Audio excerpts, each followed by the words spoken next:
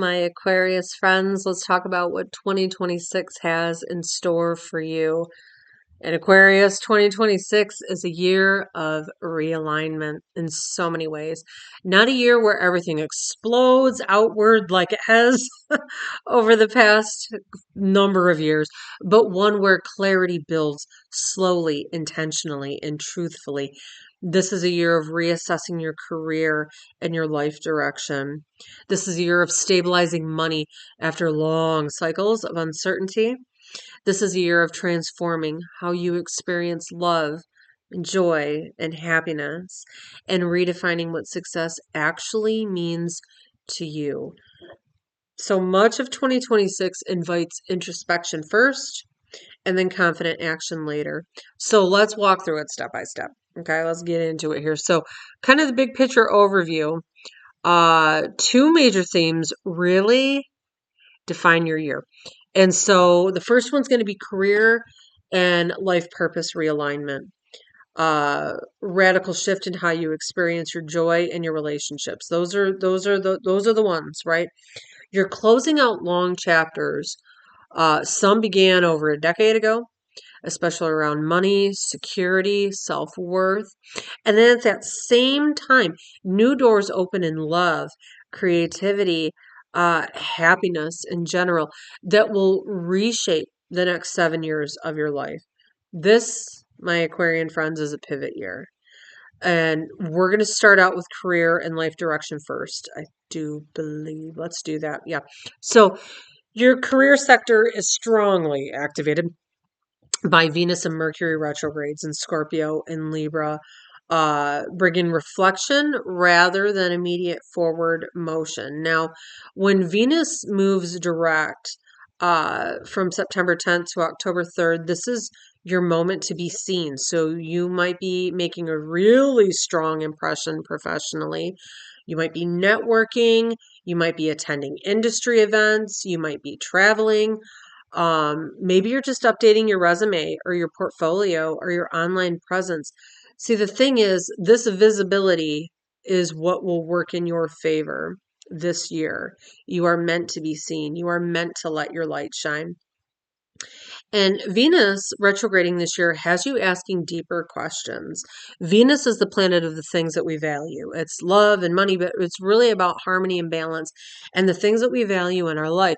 So because Venus retrogrades this year, where it doesn't retrograde every year, it's usually every 2 years it retrogrades. This is asking you a deeper question. And it's saying, does my job reflect my values?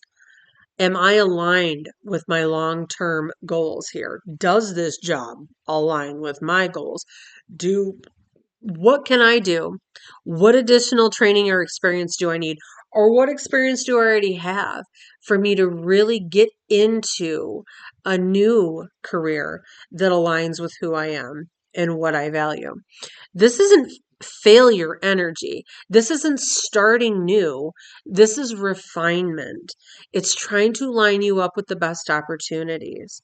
And especially with the Mercury retrogrades that are happening in water signs this year, they are really helping you to feel, I guess, on a cellular level, where things are working for you and where they're not, how your job is making you feel, how the people at your job are using you or abusing you, or the amazing insights that you have. Are they taking it and running with it, or are they taking it and stealing it and leaving you to do more? It's helping you to realize how much more you deserve. And it may have you exploring alternative paths, but it's not saying take a bunch of other classes. It may be saying you already have all of the tools and the training and the understanding that you need now. You just got to have that push to do it. And these Mercury retrogrades will have you looking at that, recognizing where your skills are undervalued. Um, you know, uh, all of these things really helping you to communicate that uh, so that way you can make clearer decisions, and by the end of the year, when Venus returns to that career sector, it's definitely confirming what path you're meant to pursue next, whether that's looking for something new or pushing to actually be seen. Now, when it comes to money and finances, Aquarius, you are definitely officially closing a rare financial chapter. This is a big one. Okay, so Neptune, the planet of confusion and illusion, and just it feels like the fog rolls in, has been in your second house of finances since 2011. And Saturn, the planet of restriction, has been there since 2023. And both leave your money zone early this year. Thank you, Lord, right? This marks the end of confusion, restriction, and uncertainty around your finances. This is a big deal. You know, with Neptune being there for the forever since 2011. I mean, this is a once in a lifetime cycle. It was helping you to realize how you can manifest financial opportunities, how you can manifest things into your physical life based on how much you value yourself. If you're constantly saying, "Oh, I'm not good enough. I don't need that. I'm not smart enough. I'm not whatever." The universe is responding and it's giving you exactly what you think.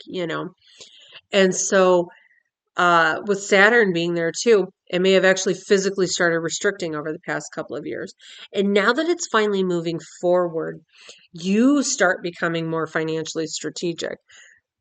You're recognizing how to budget differently. Cash flow awareness is different. Financial planning is different. Maybe you're looking at investing in different types of financial types of things because the whole world is turning and changing now with Uranus leaving Taurus, where it's been for the past 8 years. Taurus deals with our financial sectors and our economy, how our money works. And it's an 80-year cycle where it's reinventing how our economy and how our financial systems work.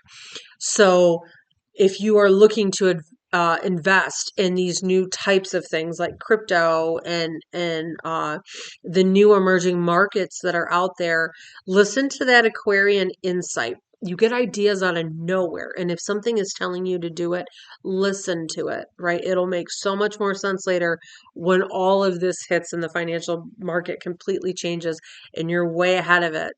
This leads to that financial freedom that Neptune and Saturn were trying to line you up with. Even though it's been exceptionally difficult over the past several years, it's been lining you up and getting you ready to move forward.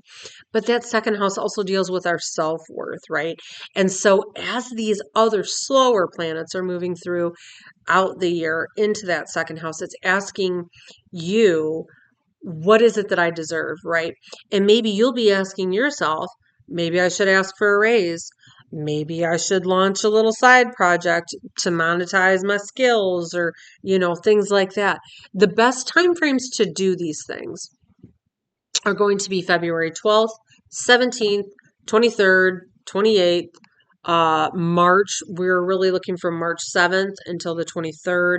And then again, April 3rd. These are really well planned days of action if you want to invest, if you want to do something different, if you want to ask for a raise, if you want to start your own little side thing. Perfect, perfect, perfect. Now, let's move on to home and family. Now, Uranus, like I said, it finally leaves Taurus on April 26th, ending years of instability in your home life.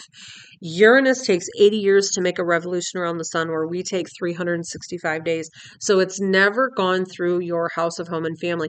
And it started its transit in there in 2018, and it really landed in 2020, at the beginning of 2020. And it looks at the home environment when Uranus goes through there. And Uranus has a way of doing things abruptly because it says, this no longer is me. This is no longer who I am or what I represent. And as it does that, it's kind of brought a little bit of instability to your home life, however that might look, home and family life. So having it finally leave, it brings emotional relief. So before Uranus leaves, there's some final changes, there's some final adjustments. There's some final attempts to create realignment. And that's great because as we have Venus going through there, it really starts to harmonize in April, helping you to really look at your home space now. Maybe it's a new home that you're in, maybe you're thinking of moving. It really helps you to kind of take charge of what repairs need to be done, what renovations need to be done, what family dynamics need to shift and change. And then by the end of May, it might bring a decisive moment that really reshapes your domestic life. How does that look? Could be different for everybody, right? You know what I mean? Maybe you're thinking of moving. Maybe you're thinking of pulling the trigger on divorce. Maybe you did pull the trigger on a major divorce back in that time frame I said as Uranus moved through over these past several years, and you're thinking of starting a new family now. There's so many ways that it can look. But in general, having Uranus leaving there now is saying home and family is more true and authentic to who you are now than it was in 2018. Now let's look at relationships, love, marriage, partnerships. Let's go to that house next, the seventh house. And I tell you what, they be huge. Because not only do we have all of this going on, right? And Pluto that completely is transforming your sign because Pluto has moved into your sign where it hasn't been for 250 years, completely reinventing how you look, how you are, how you act, all of these things. We also have Jupiter moving into Leo, which opposes your sign, so that immediately brings luck and expansion to you. But we have the eclipses that are happening in your sign where they haven't been for 10 years either. And so eclipses are really important in astrology because we as astrologers look to see where eclipses are hitting in your chart to say, okay, this is where there's some major shifts happening for this person. Eclipses say there is some old, outdated, stagnant energy in this house, and new beginnings are trying to come in. And so for you, this is happening in the first house of self, how you are in the world, your personality, which is already getting a whole big glow up because of Pluto anyway. Then on the other side is relationships. Now, not only do we have Leo over here that rules that marriage, partnership, relationship house, we also have Jupiter coming in there, and it hasn't been there for 12 dang years. And this is gigantic because Jupiter expands and it grows and it brings lucky breaks and opportunities.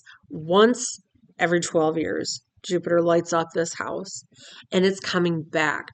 And as it does, you, my Aquarian friends, can expect growth in your relationships. You can expect opportunities to appear for new relationships, expansion. But then there's a twist, right? Because South Node was also there as well, and that brings karmic release, karmic energy that needs to be let go of. So you've got to let go of relationship dynamics of the past. You've got to let go of hurts of the past. You've got to let go of some of the shadow side of Leo things, which can be grand promises without substance, without follow through. Or a big one is going to be unstable partners. You're being guided towards slow burn.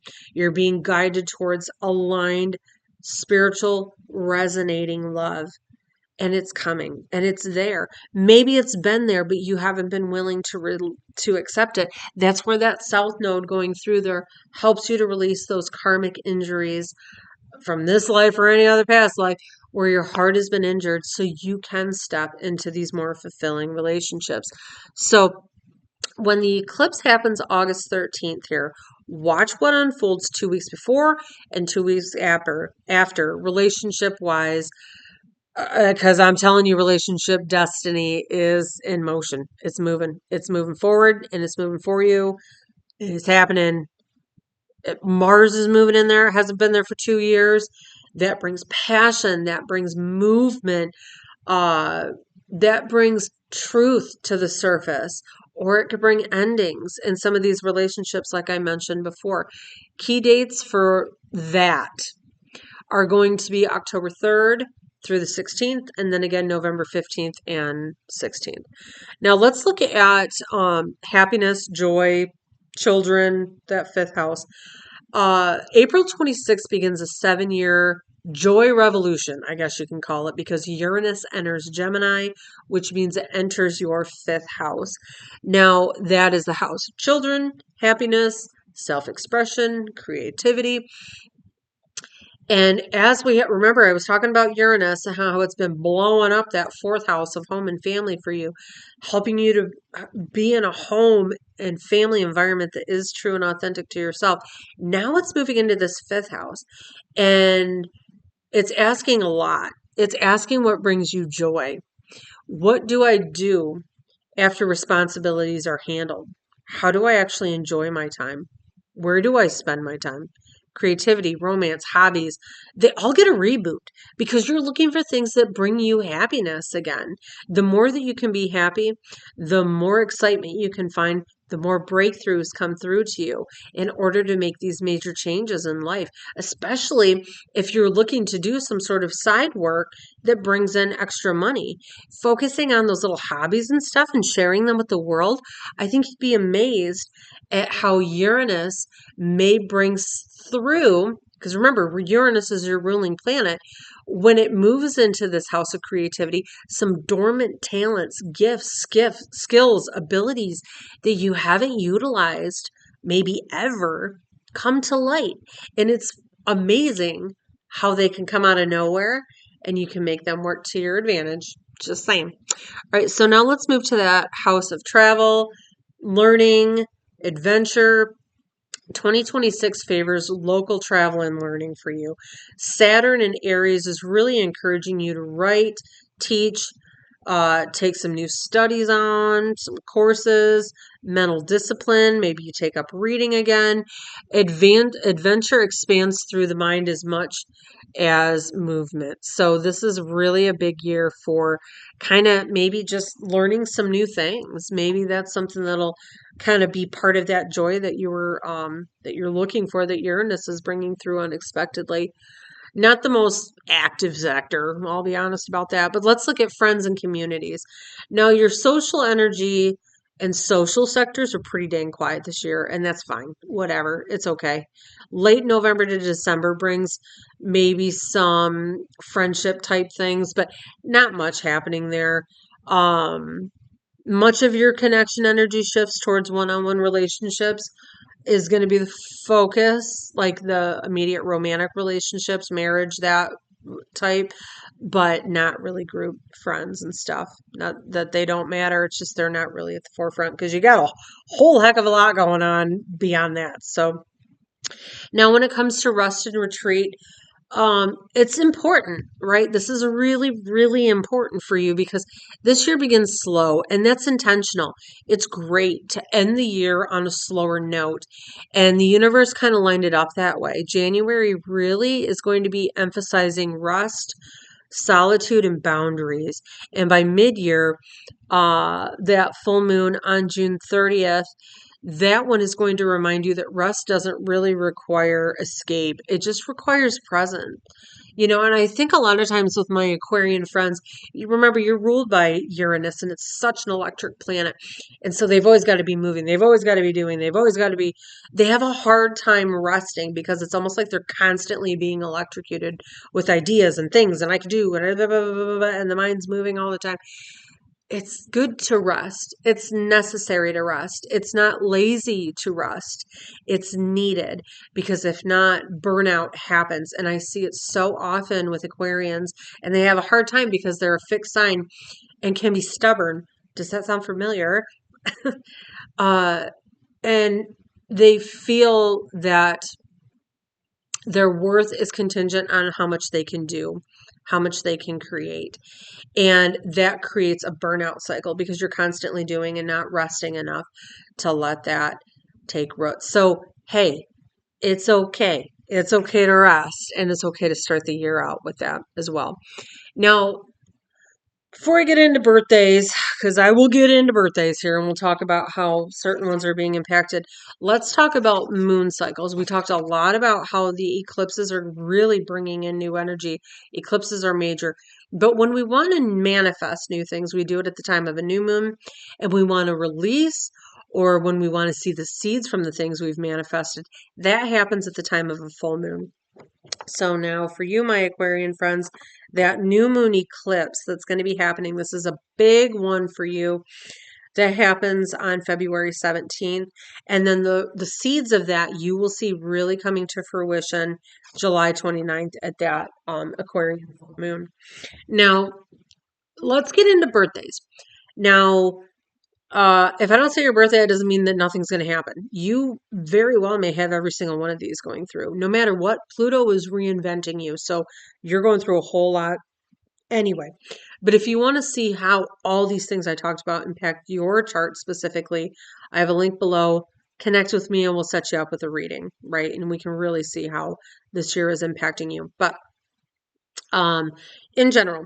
So if you have a birthday between January 22nd and 25th, Pluto is right there in this once in a 250-year cycle, right on top of that sun of yours. And it transforms your identity and your power. It helps you to see how power cycles, power struggles happen in your life, and how you no longer want to play into them because you're finding your power center and standing in that. Now, not only do you have that, but you also have Neptune really working with you, which is awakening that creativity center. It really has you connecting more so with your spirituality. And that's a fantastic thing because this is what's kind of guiding you towards that happiness. Now, if your birthday falls between January 22nd and March 16th, Jupiter pushes expansion through others. So your growth comes through courage and through connection.